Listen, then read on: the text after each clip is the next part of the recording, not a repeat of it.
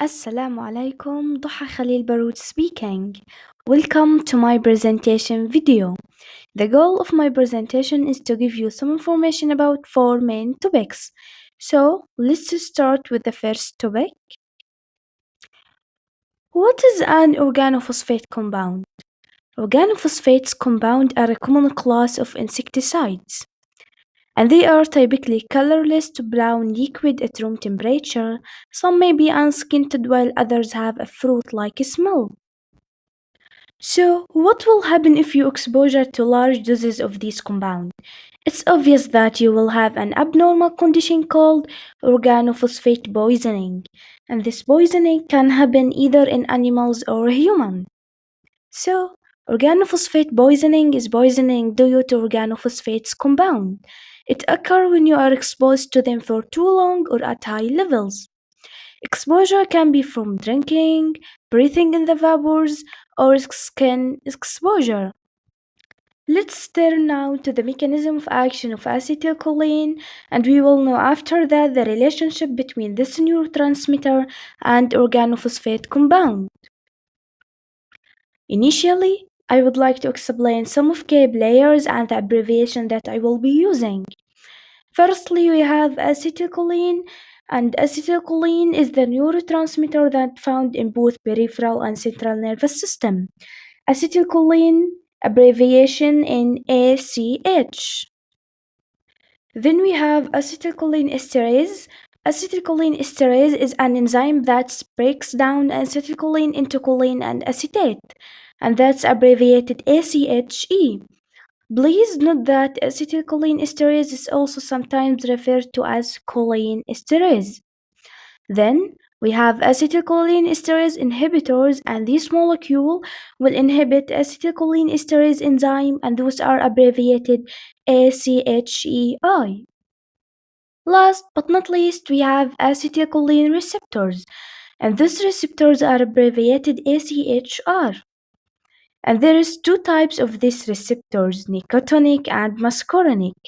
So how these will work in normal condition?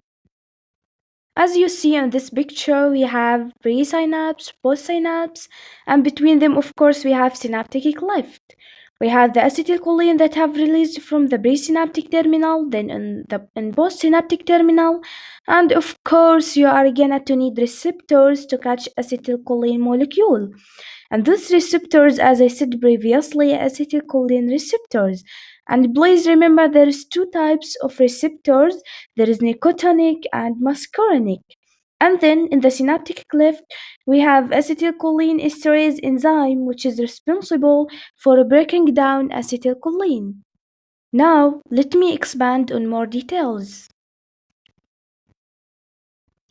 An arriving action potential will depolarize the axon terminal membrane of a presynaptic neuron, as we see in this figure. Then, the depolarization of axon terminal membrane will open voltage-gated calcium ion channels, and calcium ions will enter the cytosol of the axon terminal, and this will result in acetylcholine release from the synaptic vesicles. Then, acetylcholine will diffuse across the synaptic cleft and binds to the receptors and the postsynaptic membrane.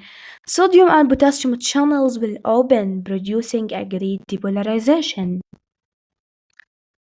And finally, depolarization ends as acetylcholine is broken down into acetate and choline by acetylcholine esterase. The axon terminal will reabsorb choline from the synaptic cleft and uses it to produce a new acetylcholine. Now, let's move to the next topic, which is the pathophysiology of organophosphate poisoning. This figure is clearly show the final player or main player in my presentation, and it's actually the bad guy, and that is acetylcholine esterase inhibitor. And acetylcholine esterase inhibitor is what inhibits the acetylcholine esterase. And when that happens, the levels of acetylcholine will rise in the synaptic cleft, So just think about it. Acetylcholine is the neurotransmitter, and acetylcholinesterase will break it down. The enzyme is working good. The acetylcholine levels will stay normal.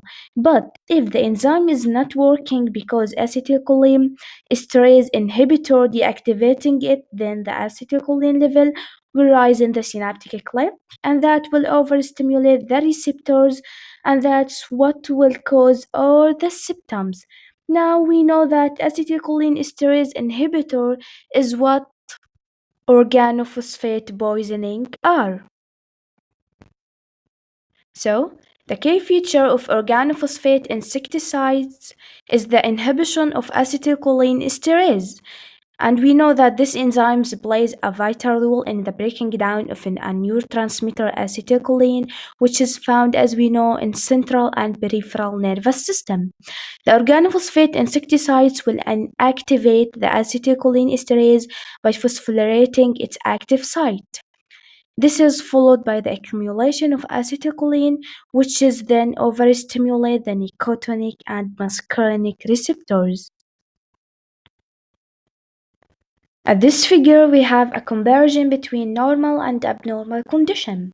The left picture describing the normal one, which is the acetylcholinesterase enzyme working good, while at the right picture we have a bad guy, the acetylcholinesterase inhibitor, and which will inhibit the acetylcholinesterase. Thus, the acetylcholine will accumulate in the synaptic cleft. And this is another figure describing the organophosphate poisoning. Organophosphate poisoning will inhibit acetylcholinesterase, leading to accumulation of acetylcholine at the synaptic cleft. Excess acetylcholine will hyperstimulate muscarinic receptors and nicotinic receptors. So that brings me to the end of my presentation to talk about symptoms that you will observe in someone or an animals have organophosphate poisoning. So organophosphate poisoning can be short or long term. It can be caused by large or small doses. The longer the exposure and the larger the dose, the more toxic the effect. Symptoms can occur within several minutes or hours of exposure. Signs and symptoms of organophosphate poisoning can be divided into three categories. First, muscarinic effect, second, nicotinic effect, and third, central nervous system effect. We have overstimulation of muscarinic receptors and overstimulation of nicotinic receptors. So let's start with the muscarinic symptoms. There is a mnemonic that describes these symptoms. You have got S for salivation, L for lacrimation, U for urination, D for defecation, G for GI cramping, E for emesis. While the symptoms of overstimulation of the nicotinic receptors as follow. M for muscle cramps, T for tachycardia, W for weakness, T for twitching, and F for fasciculation of muscle.